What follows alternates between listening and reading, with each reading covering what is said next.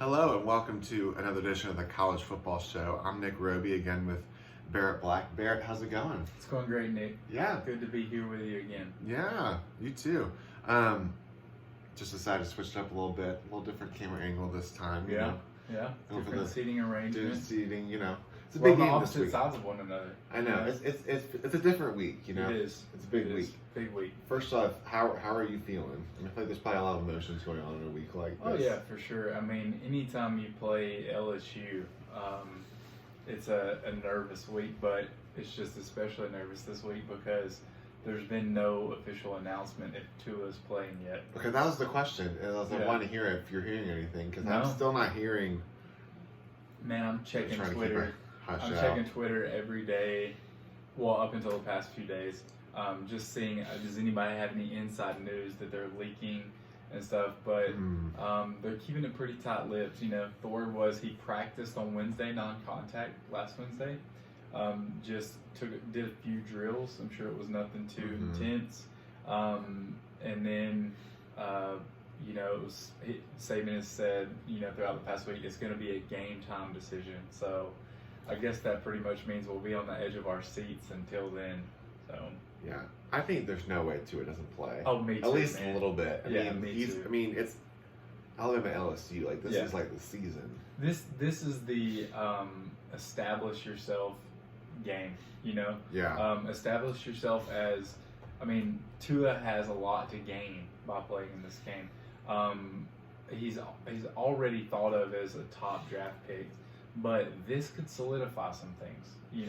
This could solidify that he can win the big game. This could solidify him for the Heisman race. Still, he's lost some ground, missing essentially 2 games for the Heisman race. His numbers are still great, and if he were to do great things in this game and win it. It could really solidify him for the Heisman, be his Heisman moment. So he has a lot to gain by playing this game. And Alabama, really our hopes for national championship this year kind of ride on him playing in this game. Yeah, I think Alabama, it's a whole different ballgame if Tua plays. Yep. Nothing that they're not a good team with Mac Jones, but they're a great team. They're a great team. Tua just makes them so much more dynamic, and I think it can also flip-flop the game too. Because if Tua plays, I think, and is himself, then I say Alabama's the favorite. Yeah. And that's what Vegas is saying. Alabama came out as a 6.5-point favorite this week, and the odds makers were saying this is assuming that Tua is starting the game. If it were to come out game time decision and Tua is not starting, it would immediately flip it to LSU being the favorite, probably. I don't know by how much, probably not a ton, but LSU would be a slight favorite, probably. Yeah, no, I can see that. They're still having Alabama as a 6.5-point favorite, which seems really big for how questionable Tua has been, and just the offense of LSU is so dynamic. I would just think that I would think it'd be like 3 points or less. Yeah, like that. Me too. I don't know what Vegas, how they make odds, but they apparently know a little bit about what they're doing to get those bets rolling in. So it's all about making money for them, and they know what the bettors will move on. Yeah, no, I like it. Okay, so let's see. Let's start with also, we'll get to some picks in a little bit. I feel like we can end the show with that. But, that's obviously the big game of the week. Also a big one is Penn State, Minnesota. That's 5-13. Minnesota was pushing for game day. Yeah. But who was the team that you were impressed with from this past weekend before we get into the upcoming this past weekend, there's several that I have thought of, but Georgia reestablished themselves as they're the top dogs in the East and basically said, guys, don't forget about us in the national media. We're still an awesome team, even though we had that black eye from South Carolina. So, they're back up to 6 in the rankings this week, and I think that they're deserving of it. They're a great team, and as long as they win out, they'll play in the college football playoff. Yeah. If they win out, they're still in the playoff. Yeah, 100%. But I think that the losses hurt, but they were impressive back. Yeah. Another one I had, I just had Oregon. Yeah, me too. Just going on the road to USC anytime is tough, and just how many points they put on them. Yeah. And I think they're starting to get some more national recognition, but they're quietly having a really good season. They're having a great season. And if they win out, it's hard to argue against them being in the playoff because their losses to to Auburn. Yep.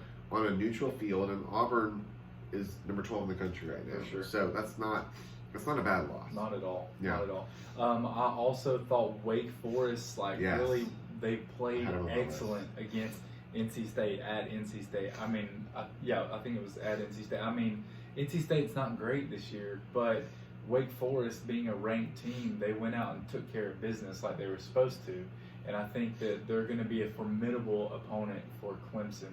They will not beat Clemson by any means. I think Clemson's head and shoulders above them, but they're going to be a ranked team when they play Clemson, I think, So this is really great for Wake Forest and for Clemson. They need those ranked wins. It was awesome to see Wake be dominant because the ACC needs a second good team. They do. And Wake can really be that team. So we'll see. They've got Virginia Tech on the road this week. That's a huge game. The week before, they come to Death Valley and play Clemson. So could be a trap game too. Yeah. Because Virginia Tech is sneaky good. They are. They only have 2 losses this year. They only have 2 losses. I had them on my impressed list because they were this close to beating Notre Dame on the road. For sure. And Notre Dame obviously is not as good as they were last year, but they're still a good team. Yeah. And Virginia Tech is sneaky good. Yeah. And I think just keep your eye on them because in the next couple of years they'll be. Well, and I mean, the Coastal is still open. They could sneak in. I mean, it's really whoever wants it now. It's not even like they're just playing roulette with it. Yep, exactly. I also thought Memphis had a great game. Really played extremely well, knocking off SMU in pretty convincing fashion. I mean, it was a high-scoring game, but Memphis, man, they played awesome.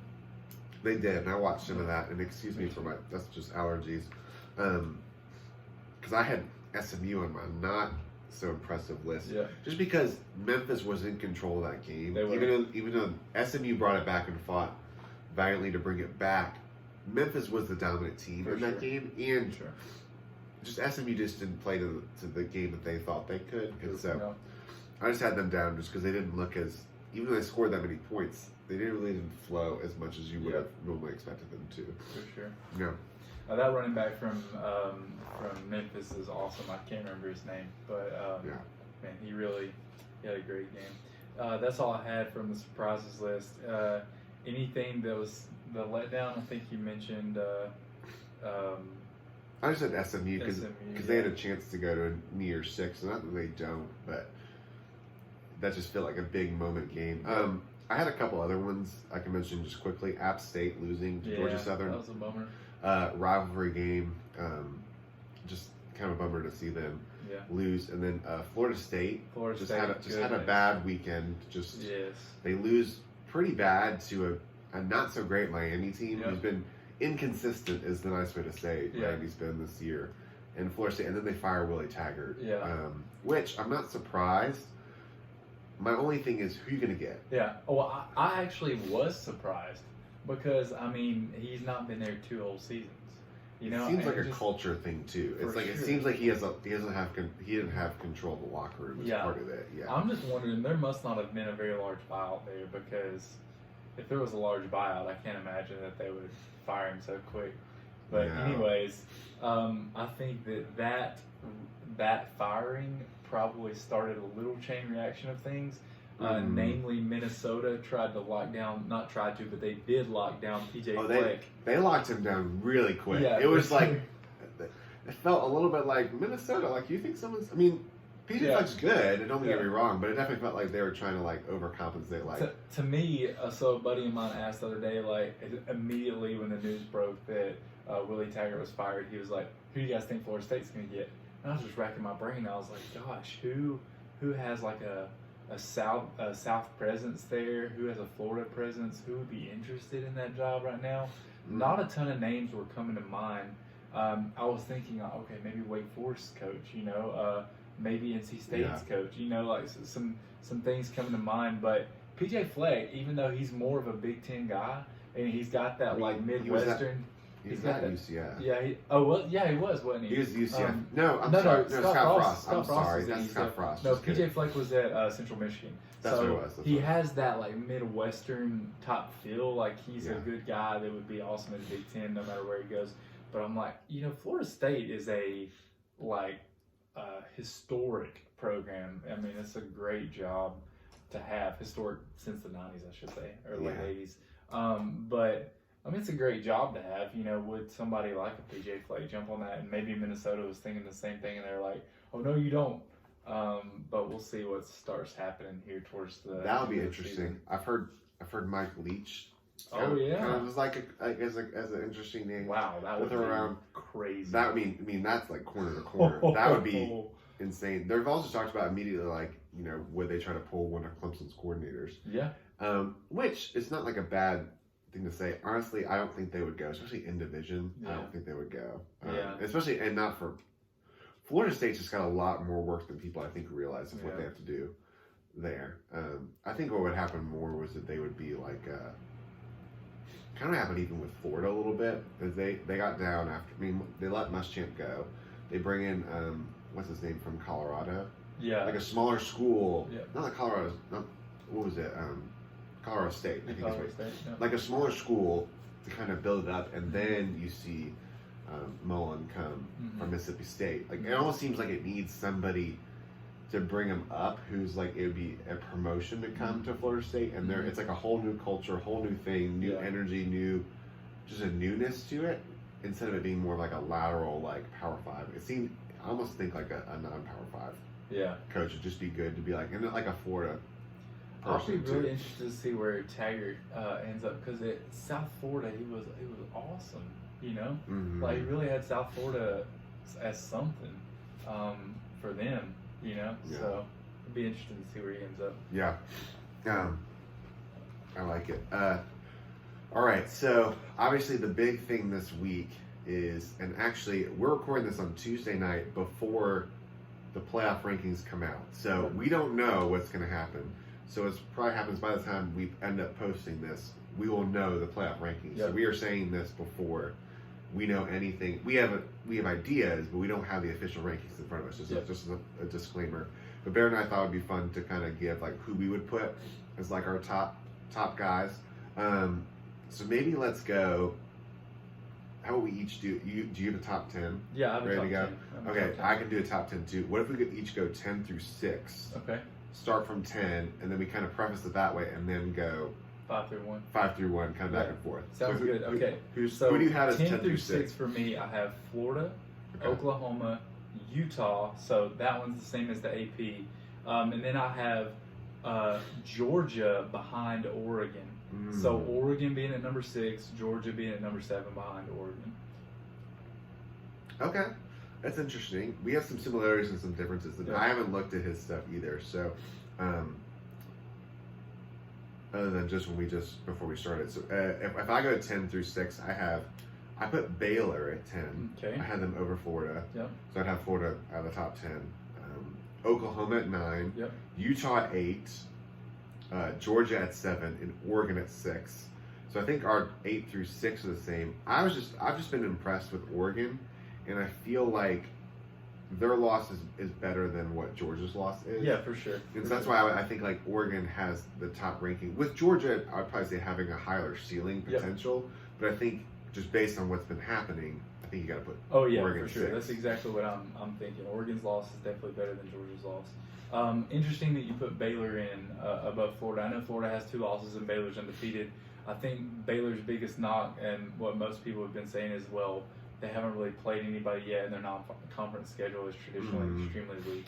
But we'll learn a whole lot more about Baylor in the next few weeks as they start taking on your Texas and your Oklahomas, stuff like that. So it is hard for me to put Florida at number 10 because they do have 2 losses. It was more like weighing out, well, crap, who has? I mean, Minnesota really, they're undefeated, but they really haven't played anybody. But it'd be interesting to see what the playoff committee thinks about those undefeateds, Baylor and Minnesota, that haven't really played anybody. Yeah, and I think that's the interesting part. I think for me, the thing was that Florida's a good team, but they do have 2 losses, and Baylor's undefeated, and I think there's just a part of me that if you're still undefeated, can't let that happen. Yeah. At this point of the season, it's just hard to put a 2-loss team at this point of the season in the top 10. But Florida's a great team, and they could easily be undefeated right now. So let's go. Maybe let's go back and forth. We'll say 5 and 5, 4 and 4. So 5, I have Penn State. Okay, I have Penn State too. That feels like a good middle ground. Yeah, for sure. Yeah. 4, I have Clemson. Yeah, I'm not shocked by that. Yeah. Honestly, I could see Clemson anywhere from 1 through 5 in this ranking, and it just depends on how this flows out. Yeah. I have Ohio State at 4. Okay. Which I know some people won't like as much. For sure. But I think it just, and that's what's hard, honestly, about this ranking is that any of these teams could fluctuate. Any of Definitely these 1 through 4 are. I mean, that's so tough. Yeah. It is. And some of that will play out. But I have Ohio State at 4 right now. Yeah. So 3, I have Alabama. Okay. I have Alabama at 3 as well. Yeah. 2, I have Ohio State. Okay. 2, you have Ohio State. I have Clemson at 2. Okay. Yeah. So, which means. Yeah, number 1 LSU. Yeah, they have the best resume. I think that one's going to be easy for the playoff committee to sell. That one won't be an issue. 3 through 4 for the playoff committee is going to be pretty tough for their argumentation. You know, like the arguments that you can make for any of them. I'm just curious. So, what is your reasoning for Clemson at 2 above Alabama and Ohio State? Because I'll give you my reasoning before for having Clemson at 4.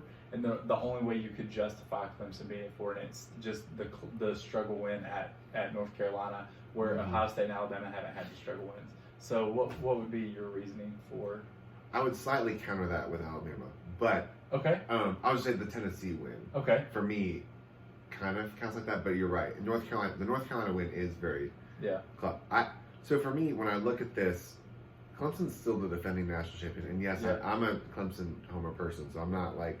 LSU's played the toughest schedule. Sure. And they've won very top games on the road. I would say their defense is still not where it needs to be. Yeah, I agree. But LSU's, I would say, the best team right now. For me, Ohio State, I would say, when you make the argument for scheduling and all this other stuff, for me, it's like there's not a whole lot of difference between Clemson's schedule versus like Alabama or Ohio State. I agree. I think they're all 3 very it's all equal. The knock on Clemson is that their conference is down. Well, the conferences fluctuate anyway, and I mean they've just been beating teams by like 30 points still, and like they're supposed to be doing. The one knock is the UNC game, but every team has that. Oklahoma just lost to Kansas State in the game they should have been winning by 3 touchdowns. So I think for me it's just they're the defending national champion. They're the preseason number 1, and they still haven't lost yet. And I think there's just a part of me that like there's a lot of merit to that. Yeah, and I think several people follow that same logic. Joey Galloway would be one of the top ESPN analysts I think follows the same logic. Like, hey, they're the top dogs until somebody knocks them off type thing. But with so for me with Ohio State and Alabama, I'm trying to figure that one out because the national media and everybody is like, well, you got to put Ohio State to look like the more complete team because their defense has played better. And my argument would be like, well, what high-powered offenses have they played? I mean, they played Wisconsin. I'm sorry. They're going to run between the tackles with Jonathan Taylor. Exactly. Shocker. Yeah, exactly. Wisconsin's going to run the ball. I mean, again, for Alabama, Clemson, and Ohio State, it's so hard to really, like, at this moment, differentiate them. Now, after this weekend, let's say Alabama were to beat LSU, I'm going to say Alabama is the number 1 team in the nation if they beat the number 1 team in the nation who has beat several top 10 teams. So now, who I think is going to be the rankings for the playoff, I think it's going to be what the AP poll is. You think exactly? The top 4, yeah. Wow. I do. I think the playoff committee wants to establish themselves as not following the AP poll, so I would not be surprised at all if they mix it up in the top 4. They'll have LSU as number 1. But I bet they mix it up in the top 4. Ohio State's getting a lot of love, but it's hard for them to be like, if they put Ohio State 2, they're knocking away a 1-2 matchup. Yeah. And there's a little part of me that like, thinks that's got to be a factor in that, for sure. And then after the next week, if I was going to put, I would think it'd be LSU, Bama, Ohio State, Clemson. They're going to put Clemson 4. We shall see in a matter of minutes. Minutes. We'll probably get notifications pretty soon. Yeah. But we do have similar ones, obviously the top 4. Or they could even just put LSU number 1 and put a 3-way tie for second. Just to like be non-committal. Just to mess with people. Yeah. Okay. So a lot going in. And so with a few minutes left, I thought we could do some picks. Otherwise, if you have any other notes that you wanted to. My notes are just about the Alabama LSU game. So we can do picks and, just the questions we've talked about. with the Alabama LSU game. But go ahead. Okay. Who do you want to start with? Let's start with Iowa and Wisconsin, just because they're both top 20 matchups. It's a top 20 matchup. I think Wisconsin wins it. I think they're looking for some revenge. I think they still have way better offense than Iowa. Iowa's a field goal machine. They can't really score touchdowns. Wisconsin, outside of great defenses like Ohio State has played like this year, I think they're going to be able to run the ball over most people. So I expect Wisconsin to win it. Maybe not in dominating fashion like they did against Michigan State, but I expect them to win with ease. Yeah, I think Wisconsin too. It's a 9-point spread, which feels about right. I think just Jonathan Taylor just shows that he's the top player in this game for sure. And it's not an exciting of a game, but they're still trying to figure out who's coming out of the West in the Big Ten. Who's probably going to play Ohio State. So who's going to be that marquee game for them and when they're trying to play. We can go another one. Wake Forest, Virginia Tech. We mentioned earlier, just because Wake Forest is number 22. They're playing at the road at Virginia Tech, who only just lost by 1 point to Notre Dame. Wake Forest goes on the road to Clemson next week, which is obviously going to be the biggest game for them. They're only a 2.5-point favorite on the road against Virginia Tech. I think Virginia Tech wins it. Virginia Tech wins it in Blacksburg. Virginia Tech's a hard place to play for anyone, and when you've got a Wake Forest team who's not used to being ranked, they're not used to being the second best team in the ACC. I don't think they can handle the hype. To be honest, I think Virginia Tech wins it.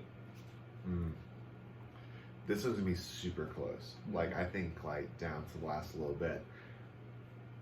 For me, when I look at a game like this, I think about there's 4 or 5 different categories. When you think of different teams, like Wake Forest offense and defense, Virginia Tech's offense and defense. The part of the ball that I trust the most in this game is Wake Forest offense. Okay. Newman, the quarterback, they've just shown to be very dynamic on offense. And Virginia Tech hasn't been as consistent on offense as you'd want to see in a game like this. Now, they're going to bring out all the stops. It's going to be a big game. But I have Wake Forest winning in a very close game just because they make a few more plays. Is it a night game?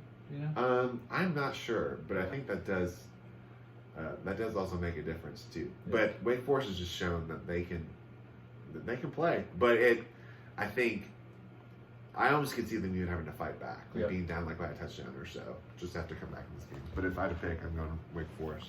Okay, what do you think about Penn State at Minnesota? I love the story of Minnesota. I think it's fun that they're undefeated. It's the first time since the 60s. They're honoring PJ Fleck, who is in 2 years.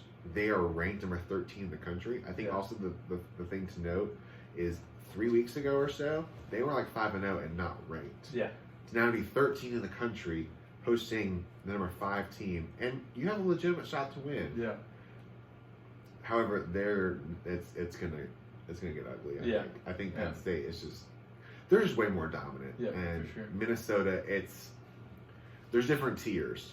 It's you get up to get to play in this game, and then there's a reality of okay, now I'm ready to play in the game. Then the next time I actually make it competitive and then go. I think they're still getting used to be invited to these bigger games. I also think Penn State wins it convincingly. I think Penn State's a really good team. I think they showed that in the Michigan game. They're a good team, and Minnesota's a good team too. But we have not much to judge them by. They haven't played a tough schedule or anything yet. While I think that PJ Fleck has the ability to get them ready for this game. Probably he's just a really motivator.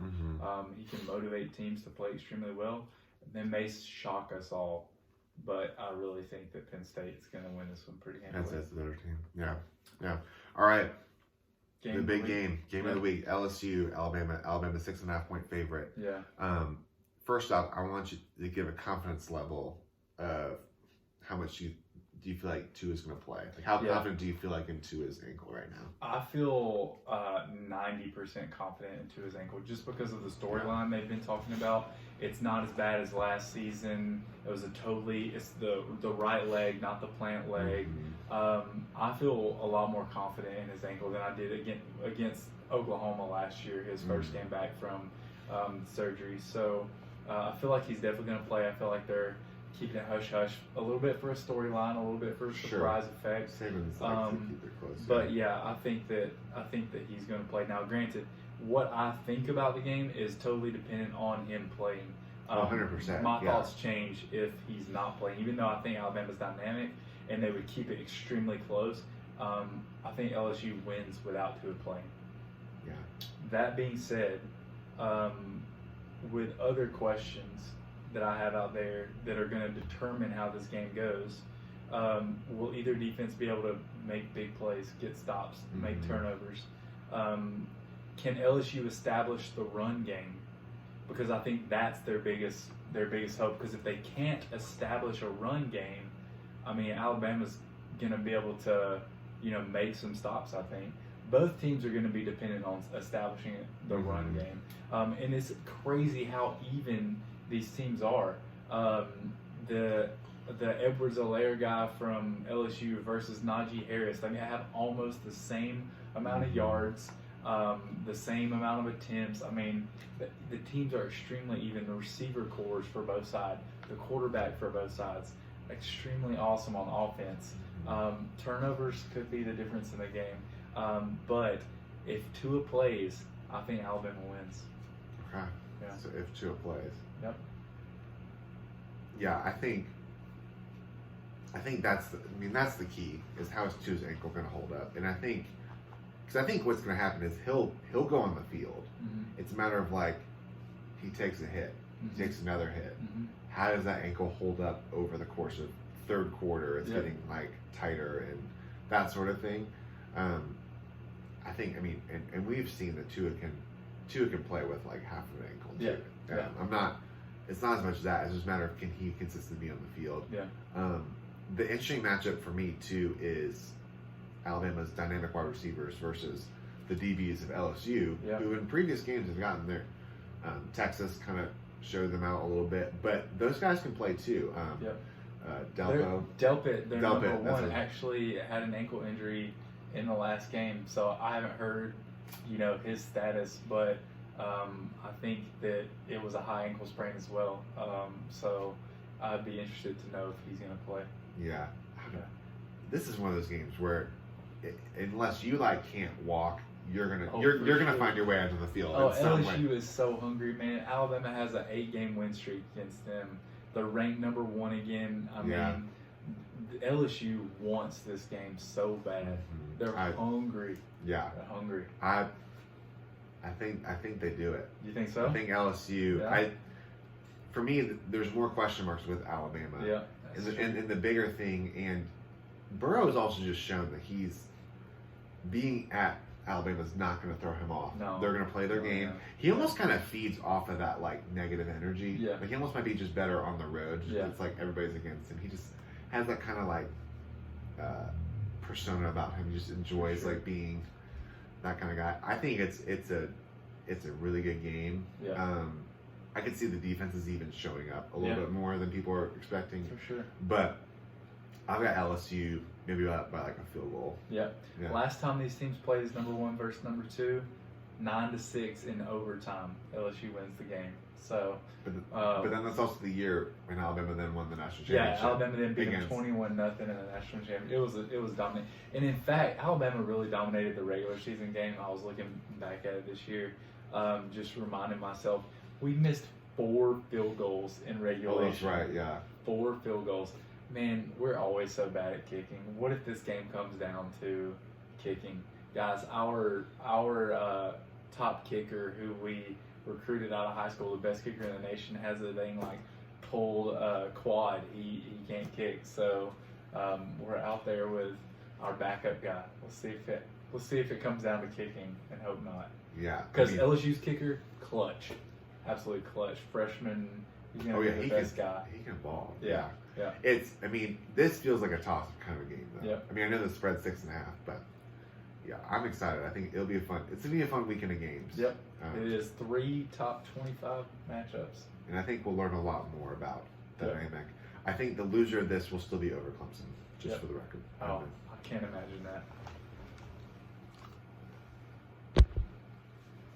So, well, there you have it.